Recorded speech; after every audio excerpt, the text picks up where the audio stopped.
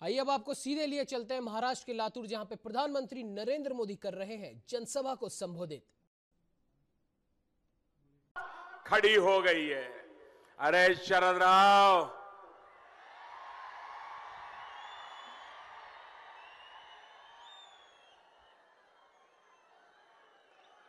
आप ऐसे लोगों के साथ खड़े हो। अरे कांग्रेस से तो देश को कोई अपेक्षा नहीं है, लेकिन शरद राव आप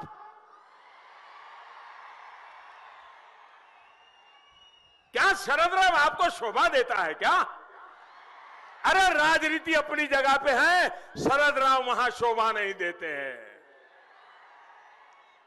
साथियों, अलग प्रधानमंत्री की बात करने वाले, जम्मू कश्मीर के अलग हो जाने की बात करने वाले, ये वो लोग हैं जिन पर देश ने भरोसा किया था।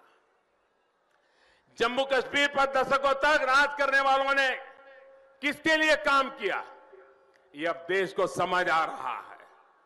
इनके दिल में जो इच्छा दबी है, दशकों से ये जो चाहते हैं, वो अब खुल करके सामने आ रहा है। ऐसे लोग वो क्या जम्मू कश्मीर के हालात सुधार पाएंगे? इन पे भरोसा कर सकते हैं?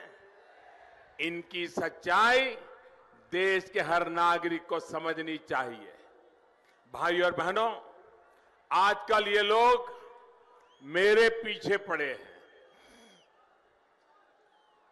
मुझे ये कहते हुए गालियां दे रहे हैं कि भारत ने पाकिस्तान का कोई लड़ाकू विमान नहीं गिराया। दुनिया में एकजुट कहीं से भारत के खिलाफ निकलता है तो ये लोग लपक करके उसको उठाकर NIM School of Humanities, Social Science and Commerce opened it. 2 दिन अपना मीडिया में जगह बनाने के लिए कोशिश करते हैं। अरे मेरे प्यारे कांग्रेस के नौजवानों, कांग्रेस के बुजुर्गों, आपको कितने सबूत चाहिए? देश की सेना से कितने सबूत चाहिए? वायुसेना से कितने सबूत चाहिए? अरे सबूत मत खोजिए। जिस दिन हमने एयर स्ट्राइक किया, दूसरे दिन पाकिस्तान ने थोड़ा रौब दिखाने की कोशिश की और घंटे भर में पाकिस्तान का स्पोक्समैन टीवी पर आया और आकर के उसने कहा कि हमने हिंदुस्तान के 2 जहाज गिरा दिए हैं। उन्होंने कहा हिंदुस्तान के 2 पायलट हमारे कब्जे में है। उन्होंने कहा हिंदुस्तान का 1 पायलट मार दिया गया है। और उसी दिन शाम को उनको कहना पड़ा, उन्हीं को कहना पड़ा कि हमने 1 विमान तोड़ा है और उनका 1 पायलट हमारे पास है। तो दूसरा विमान और दूसरे 2 पायलट का क्या हुआ, ये तो छोटे बच्चे को भी समझ आता है। और इसलिए अरे जिनको हमारे पर भरोसा नहीं है, क्यों आप लोगों को अपने ही वीर जवानों की बातों पर भरोसा नहीं है? ऐसे लोगों और इनके साथ खड़े लोगों को सजा देना जरूरी है। आप सजा देंगे कि नहीं देंगे? कड़ी सजा देंगे कि नहीं देंगे? इनकी जमानत जब्त हो, ये हालत पैदा करेंगे कि नहीं करेंगे? भाई और बहनों, अपने वोट बैंक के लिए, अपने राजनीतिक स्वार्थ के लिए इन लोगों ने देश की सुरक्षा को नजरअंदाज किया है। अब आपके इस चौकीदार ने इनके सारे पुराने खेलों पर रोक लगा दी है। अब जो फैसले हो रहे हैं वो सिर्फ और सिर्फ देश के हितों को आगे रखकर, देश के लोगों को आगे रखकर किए जा रहे हैं। भाई और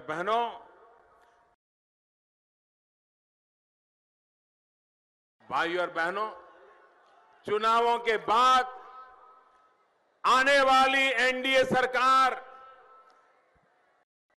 देश में गांव और किसानों के लिए महायुति की सरकार ने निरंतर काम किया है।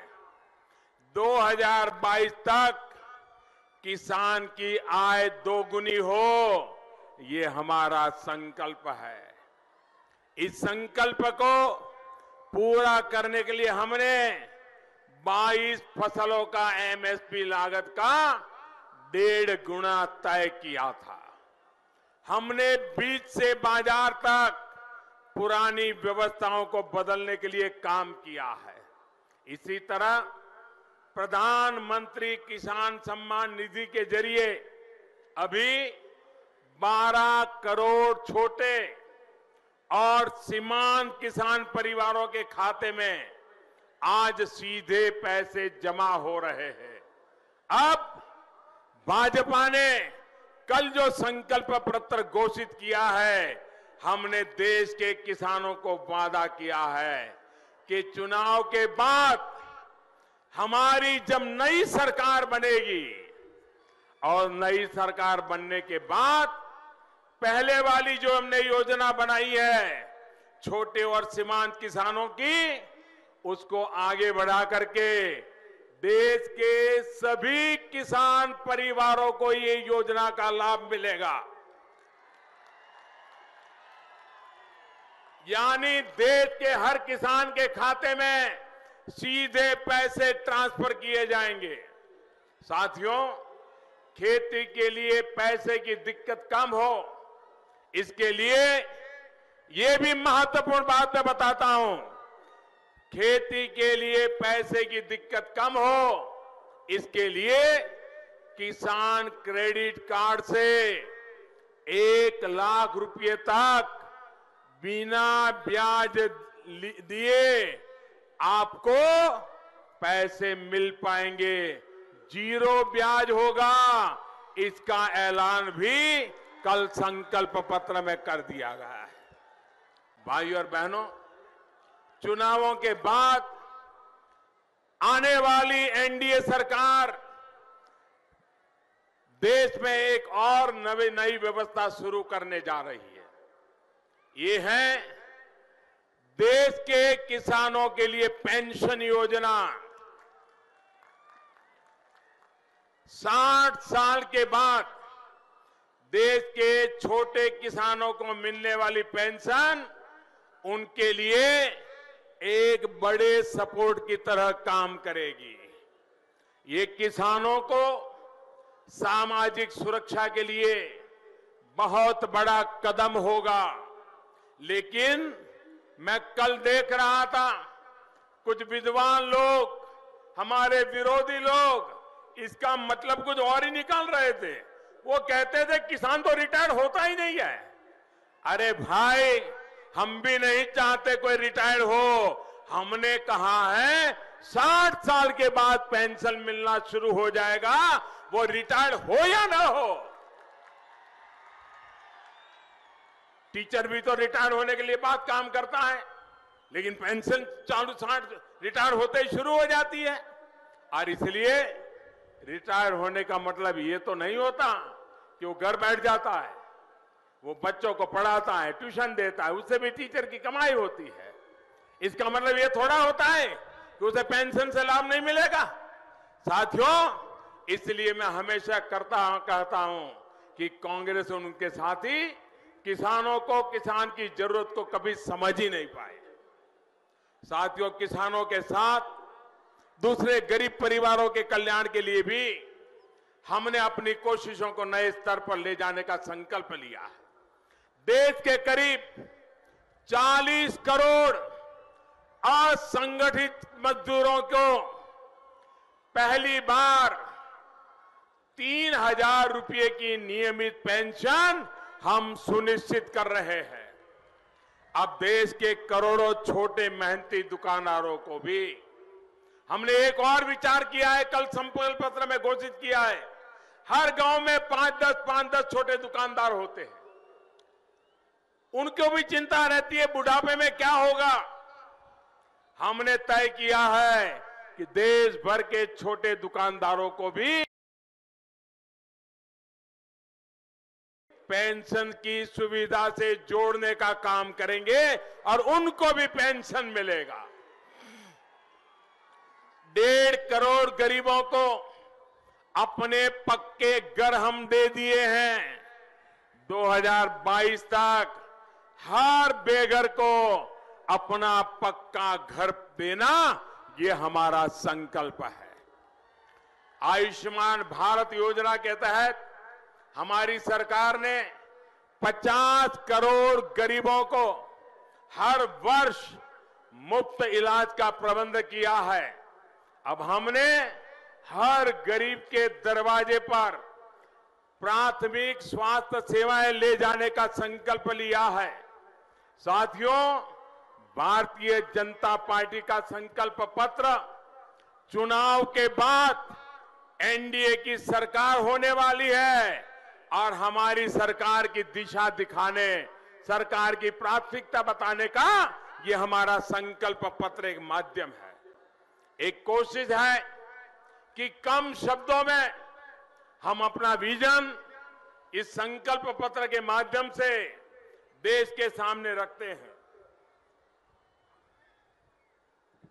देश की वर्तमान आवश्यकता और भविष्य की जरूरतों, चुनौतियों को ध्यान में रखते हुए उसे तैयार किया गया है। लेकिन ऐसा भी नहीं है कि जो संकल्प पत्र में लिखा हम वहीं तक सीमित रहते हैं। 2014 में हमने अपने संकल्प पत्र में ये नहीं कहा था कि हम सर्जिकल स्ट्राइक करेंगे और हम एयर स्ट्राइक करेंगे, लेकिन आवश्यकता पड़ी तो वो भी हमने कमाल करके दिखाया। हमने ऐलान नहीं किया था कि सामान्य वर्ग के गरीबों को 10% आरक्षण देंगे, लेकिन कोई गाजे बाजे बजाए बिना, समाज में तनाव पैदा किए बिना, किसी का छीने बिना हमने हमारे मध्यम वर्ग के गरीब परिवारों को 10% आरक्षण देने का काम पूरा कर दिया।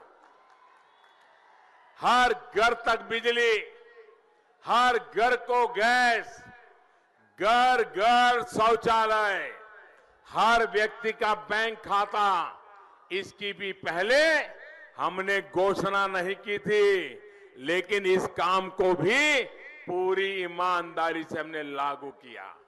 भाइयों और बहनों, कांग्रेस की विशेषता है कि वो जो ढकोसला पत्र देश के सामने रखती है, उसे उन्होंने आजादी के 60 साल में कभी भी पूरा नहीं किया। हमारी विशेषता है कि हम जो संकल्प लेते हैं उसे पूरा करने के लिए दिन रात एक कर देते हैं।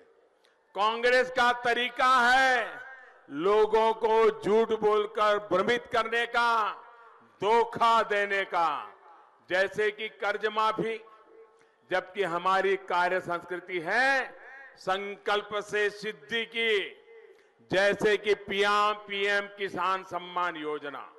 आपको याद होगा, हमने ये योजना घोषणा की और सिर्फ 1 महीने के भीतर ये योजना लागू भी हो गई, शुरू हो गई, किसानों के खाते में पैसे जमा होना शुरू हो गया। साथियों, उनका ढकोसला पत्र सिर्फ और सिर्फ वोट के लिए है, हमारा संकल्प पत्र वोटर के लिए है। उनका ढकोसला पत्र अपने स्वार्थ की सिद्धि के लिए है, हमारा संकल्प पत्र देश के विकास की सिद्धि के लिए है। उनका ढकोसला पत्र नामदार की चौथी पीढ़ी को सुरक्षित करने के लिए है। हमारा संकल्प पत्र देश की वर्तमान और आने वाली पीढ़ियों को सुरक्षित करने के लिए है। उनका ढकोसला पत्र सिर्फ उसकी आयु 23 मई तक है, हमारा संकल्प पत्र आने वाले 5 वर्षों के लिए है।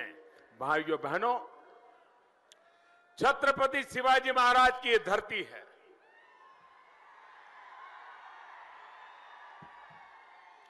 छत्रपति शिवाजी महाराज की पहचान कुछ लोग इसी में देखते हैं कि छत्रपति शिवाजी महाराज बहुत बड़े योद्धा थे। बहुत कम लोग इस बात की चर्चा करते हैं कि वे एक महान प्रशासक, जमीनी जरूरतों को देखते हुए काम करने वाले एक महान नीति निर्माता भी थे। अपने समय में छत्रपति शिवाजी महाराज ने महाराष्ट्र की धरती पर पानी के लिए जो काम किया, पानी का जो प्रबंधन किया था, उससे महाराष्ट्र और देश को काफी कुछ सीखने को मिला। इतने सालों पहले किया था।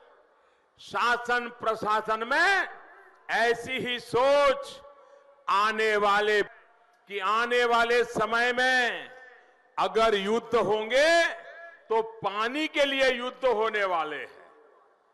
इस गंभीर स्थिति में क्या हिंदुस्तान सोता रहेगा?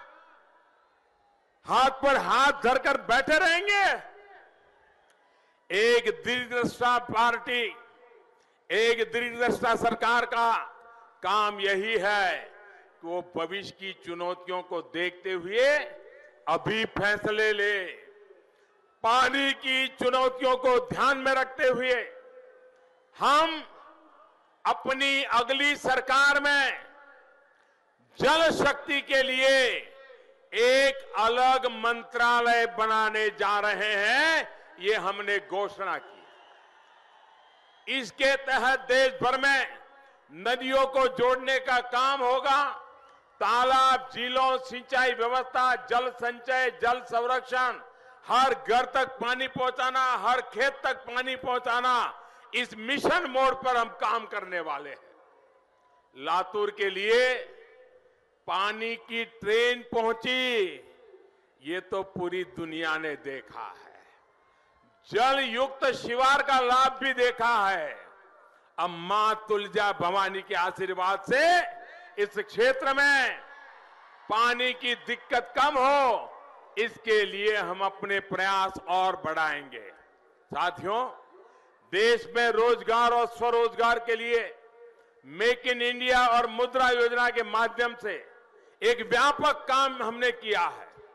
देश भर में वंदे भारत एक्सप्रेस जैसी हाई स्पीड ट्रेन चले, इसका संकल्प हमने लिया है। बहुत जल्द मां तुलजा भवानी के दर्शन के लिए भी श्रद्धालु से ट्रेन से पहुंच पाएंगे। साथियों, लातूर की रेल कोच फैक्ट्री आपको समर्पित हो चुकी है। ये फैक्ट्री नए भारत की रफ्तार में अहम भूमिका निभाने वाली है। देश के अनेक शहरों में जो मेट्रो ट्रेन का विस्तार हो रहा है, उनके डिब्बे भी यही लातूर में बनने वाले हैं। इससे यहां पर रोजगार के नए अवसर भी बनेंगे। साथियों, आज मैं देश के उन नौजवान वोटरों से भी आग्रह करना चाहता हूं जो इस चुनाव में पहली बार वोट डालेंगे, और ये बड़े गर्व की बात है। ये वो वोटर है जिनका जन्म 21वीं सदी में हुआ है। ये वो वोटर है जो 21वीं सदी में पहली बार देश की सरकार चुनने जा रहे हैं, लोकसभा के लिए वोट देने जा रहे हैं। और इसलिए 21वीं सदी के ये महत्वपूर्ण मतदाता जो पहली बार के वोटर हैं, मैं आपके लिए कुछ बातें करना चाहता हूं। देश के फर्स्ट टाइमर वोटरों के साथ मैं आज छत्रपति शिवाजी महाराज की इस पुण्य भूमि की धरती से बात करना चाहता हूं, तुलजा भवानी की धरती से बात करना चाहता हूं। मेरे फर्स्ट टाइम वोटर्स, आपने देखा होगा कि हमारे यहां कई परिवारों में देखने को मिलता है कि किसी भी बेटे या बेटी को कहीं काम मिल जाता है, नौकरी मिल जाती है, कमाई हो जाती है, और फर्स्ट टाइम जब उसको सैलरी मिलती है, अगर दुकान करता है तो पहली बार जो कमाई होती है, छोटा मोटा कोई भी कारोबार होता है, पहली जब कमाई होती है, हमारे देश में ज्यादातर बेटे बेटी क्या करते हैं, पहली कमाई खुद के लिए नहीं रखते हैं, मन में सोचते हैं कि जाकर के मां के चरणों में रखूंगा, या जाकर के अपनी कोई आराध्य देवी होगी उस मंदिर में जाकर के चढ़ा दूंगा, या अपनी छोटी बहन होगी तो पहली कमाई उसको दे दूंगा। ऐसा आज भी होता है कि नहीं होता है? ये हम पहली कमाई दे देते हैं कि नहीं देते हैं? ये देश की परंपरा है। मैं आपसे कहना चाहता हूं, मेरे देश के फर्स्ट टाइम वोटर को, आप भी संकल्प कीजिए कि पहला वोट आपका, जो आपके जीवन की ऐतिहासिक घड़ी है, आपके जीवन पर याद रहेगा कि पहला वोट कब डाला, कहां डाला, कौन सा चुनाव था, किसको डाला, ये जीवन भर याद रहने वाला है। हर किसी को पहली घटना याद रहती है। मैं जरा कहना चाहता हूं मेरे फर्स्ट टाइम वोटरों को, क्या आपका पहला वोट पाकिस्तान के बालाकोट में एयर स्ट्राइक करने वाले वीर जवानों के नाम समर्पित हो सकता है क्या? मैं मेरे फर्स्ट टाइम वोटर से कहना चाहता हूं कि आपका पहला वोट पुलवामा में जो वीर शहीद हुए, उन वीर शहीदों के नाम आपका वोट समर्पित हो सकता है क्या? मैं फर्स्ट टाइम वोटर को कहना चाहता हूं, क्या गरीब को पक्का घर मिले, इसके लिए आपका वोट समर्पित हो सकता है कि नहीं सकता है? वोट जाना चाहिए कि नहीं जाना चाहिए? मैं मेरे फर्स्ट टाइम वोटर को कहना चाहता हूं, गरीब से गरीब को आरोग्य की सेवा मिले, आयुष्मान भारत योजना सफल हो, इसके लिए आपका वोट जाना चाहिए कि नहीं जाना चाहिए? मेरे नए वोटर, मेरे फर्स्ट टाइम वोटर, आप तय कीजिए कि आप इस बार वोट सिर्फ और सिर्फ देश के लिए देंगे। आप 18 साल के हो गए, देश ने आपको बहुत कुछ दिया है। आप 18 साल के हुए, आपको समाज ने बहुत कुछ दिया है। 18 साल की जिंदगी में आपके परिवार के साथ साथ किसी शिक्षक ने आपको पढ़ाया होगा, बीमार हुए होंगे तो किसी ने आपकी बीमारी के उपचार किया होगा, आपको आर्थिक मुसीबत होगी तो किसी ने आपको आर्थिक मदद की होगी। इस उम्र को बनने में, इस जीवन को बनने में समाज ने आपको कुछ न कुछ दिया है, और इसलिए पहला वोट किसी भी गलती के बिना सिर्फ और सिर्फ देश के लिए देंगे। देश को मजबूत बनाने के लिए, देश को मजबूत बनाने के लिए, एक मजबूत सरकार बनाने के लिए दीजिए। और मैं फर्स्ट टाइम वोटर को कहता हूं, आप गर्व से कह सकेंगे, आप अगर कमल पर बटन दबाएंगे या आप धनुष तीर पर बटन दबाएंगे, आपका वोट सीधा सीधा मोदी के खाते में जाने वाला। भाइयों और बहनों, एक तरफ एनडीए महायुति की सरकार है जो पूरी तरह से विकास के लिए समर्पित है, भारत को आगे बढ़ाने के लिए काम कर रही है। दूसरी तरफ कांग्रेस एनसीपी की महामिलावट है, जहां अपना और अपने परिवार का स्वार्थ राष्ट्रहित पर भारी पड़ रहा है। इतनी गुटबाजी है कि समझ ही नहीं आ रहा है कौन किसके साथ है। क्या गुटबाजी में फंसे लोग आपका भला कर पाएंगे? आपका भला कर पाएंगे? जो अपने परिवार की सोचते हैं वो आपका भला कर पाएंगे? ये कंफ्यूजन या विश्वास सिर्फ महाराष्ट्र तक सीमित नहीं है।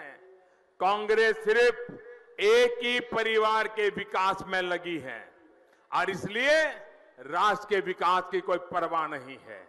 और जब मैं परिवारवाद की आलोचना करता हूं, अगर इन दलों को सीखना है तो बाला साहब ठाकरे से सीखिए। बाला साहब चाहते तो खुद भी मुख्यमंत्री बन सकते थे, बाला साहब चाहते तो उद्धव ठाकरे जी को भी मुख्यमंत्री बना सकते थे, लेकिन बाला साहब ठाकरे ने वो रास्ता नहीं चुना। देश में परिवारवादी पार्टियां अगर सीखना है तो बाला साहब ठाकरे से सीखो। अरे कांग्रेस में भ्रष्टाचार ही शिष्टाचार है। आपने देखा होगा कल परसों कैसे कांग्रेस के करीबियों के, कांग्रेस के दरबारियों के घर से बक्सों में नोटें निकली है। नोटें देखा कि नहीं देखा? टीवी पे देखा कि नहीं देखा? नोट से वोट खरीदने का ये पाप इनकी राजनीतिक संस्कृति रही है। अब बताइए भैया, वो पिछले 6 महीने से बोल रहे हैं चौकीदार चोर है, बोल रहे हैं कि नहीं बोल रहे हैं? लेकिन नोटें कहां से निकलती है? नोटों के बंडल कहां से निकल रहे हैं? असली चोर कौन है? असली चोर कौन है? असली चोर कौन है? चौकीदार का भय किसको है? चौकीदार का भय किसको है? चौकीदार से कौन कांप रहा है? इतने नोटों के बंडल निकल रहे हैं तो चौकीदार को गाली नहीं देंगे तो क्या देंगे? सोचिए, मध्य प्रदेश में सरकार बनी अभी 6 महीने नहीं हुए हैं, लेकिन इनकी मास्टरी देखिए, इनकी कलाकारी देखिए। अरबों खरबों रुपये की लूट के सबूत मिल चुके हैं भाइयों, सबूत मिल चुके हैं। बड़े बड़े लोगों के बंगलों से कैसे करोड़ों का काला धन इधर से उधर हुआ, इसके सबूत आज सामने खड़े हैं। मारे डर के कुछ राग दरबारी कल तो किसी के यहां से रुपये पड़े तो कांग्रेस के इस परिवार के खासम खास वहां पहुंच गए। पैसे जब्त न हो और सरकार वापस चली जाए, दबाव डालने लगे, दादागिरी करने लगे। लेकिन कैमरा वाले जब फोटो निकालने लगे तो मुंह पे रुमाल बांध करके भाग गए। साथियों, भ्रष्टाचारी वो काम है जो कांग्रेस सत्ता में आने के बाद पूरी ईमानदारी से भ्रष्टाचार का काम करती है। वो कभी अपने ढकोसला पत्र में भ्रष्टाचार की बात नहीं लिखती, लेकिन सरकार में आने के बाद सबसे पहले ये रुपये मारने का ही काम करती है।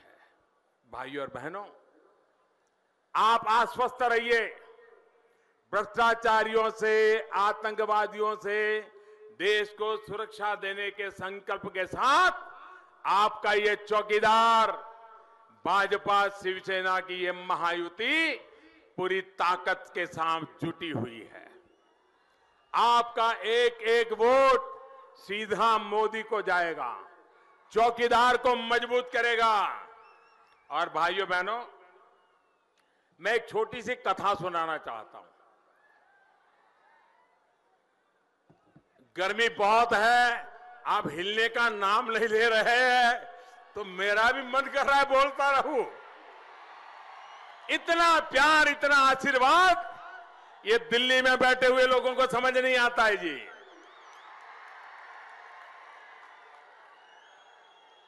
मैं एक कांग्रेस के ढकोसला पत्र के लिए एक छोटी कथा सुनाना चाहता हूं, एक छोटी कहानी सुनाना चाहता हूं। एक बार एक परिवार में एक बुजुर्ग और उनके 3 बेटे थे। लेकिन ये 3 बेटे पिताजी की परवाह ही नहीं करते थे, एक दूसरे पर टालते रहते थे, क्योंकि उनको मालूम था कि पिताजी के पास कुछ नहीं है, मरने के बाद किसी को कुछ मिलने वाला नहीं है, तो बुढ़ापे में पिताजी के पीछे क्यों खपे, अपने बच्चों की देखभाल क्यों ना करें। ऐसे स्वार्थी मन के बच्चे पिताजी के तरफ उनको नकार रहे थे। तो ये बूढ़े बाप ने दिमाग खपाया कि जब कोई उनको स्वीकार ही नहीं करता है, लोग उनको पहचान गए हैं, बेटे भी उनकी अब स्वीकृति नहीं करते हैं, तो मूर्ख बनाने के लिए बाप ने एक बड़ा अच्छा काम किया।